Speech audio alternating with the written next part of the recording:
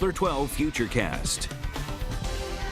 All right, so new information just coming in. A flood warning has just been issued for the Patuxent River in Cranston. We'll talk more about that in just a second. First, let's show you live Pinpoint Doppler 12. We still have a flash flood warning in effect. This is in effect until 9 o'clock this morning. You can see everybody getting the rain.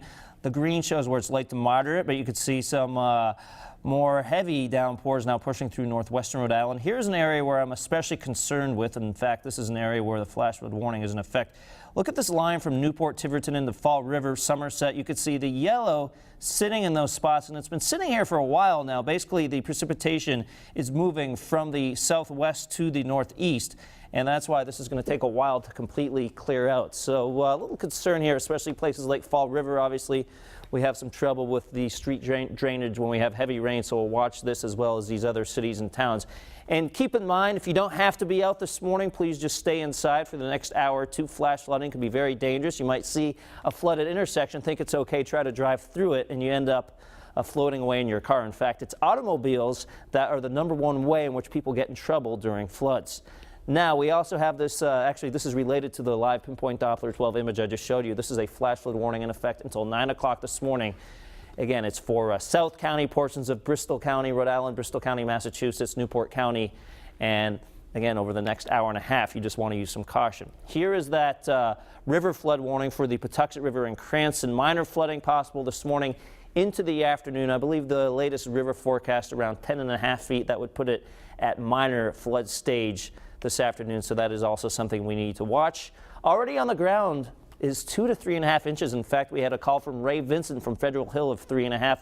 Also saw a report from Westport, Massachusetts of 3 inches. And we'll add to this a little bit over the next several hours. Now in Providence right now, the roads are wet. Temperature is 43.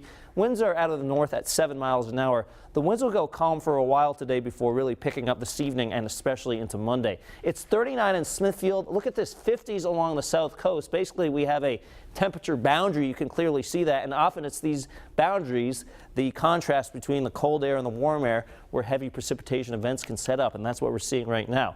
Now, the center of all this is actually down to our south. The front is extending off a center of low pressure that's still spinning down close to New Jersey. This slowly pushes off to the east over the next 24 hours, but because the progress is so slow, we keep the chance of rain in the forecast. In fact, 8 o'clock in the morning, still some of that widespread rain, especially across places like Newport, Little Compton, into Bristol County, Massachusetts. We do start to see some gaps occur. By late morning, you could see a little bit of a breakup in precipitation. Same story this afternoon. But we never completely get rid of the threat of showers and downpours. I just don't expect the rain to be quite as frequent as what we're seeing right now. And then we do get one last little thump from this later on tonight. You could see some of the heavy rain potentially builds back in.